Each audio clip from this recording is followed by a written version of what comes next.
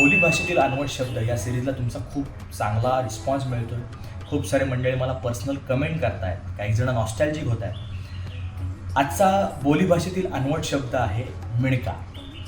जे मंडळी लहानपणी गोट्या खेळले असतील किंवा राजा राणीचा खेळ खेळले असतील त्यांना नक्कीच मिणका या शब्दाचा अर्थ माहिती असेल.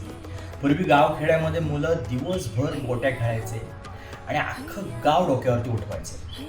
अगदी तहान भूक हरपून दिवसभर हा गोंगाट चाललेला असायचा गल्ली गल्लीमध्ये आणि त्याला मजा पण असायची आणि त्याच्यातून एक त्यांचा व्यायाम देखील व्हायचा. तर त्यावेळेला जे मंडळी राजा राणी हा खेळ खेळले असतील ना, त्यांच्या नक्कीच लक्षात आलं असेल मी कशाबद्दल बोलतोय. तर राजा राणी जो खेळ खेळला जायचा त्याच्यामध्ये जो ढप वापरला जायचा त्याला आम्ही त्यावेळेला मिणका असं बोलायचो. सुंदर ढप, गोल गरगरी, त्याला एकमेकांवर आपटल्यावर काचेसारखा आवाज येईल असा पण सफेद ढप असायचा तो, त्याला आम्ही मिणका बोलायचो. आणि राजा राणीच्या खेळामध्ये तुम्हाला माहिती असेल की एक खड्डा असायचा, त्या खड्ड्यामध्ये आपल्याला तो बरोबर ढप सोडायला लागायचा आणि त्याच्यात ढप सोडला की आपण राजा व्हायचो आणि जोवर आपण त्या खड्ड्यामध्ये आपला ढप जात नाही तिथपर्यंत आपण राणी असतो.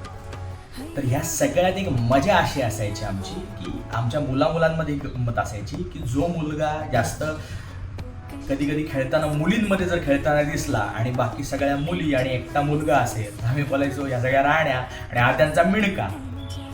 तर आजचा बोलीभाषेतील शब्द होता मिणका.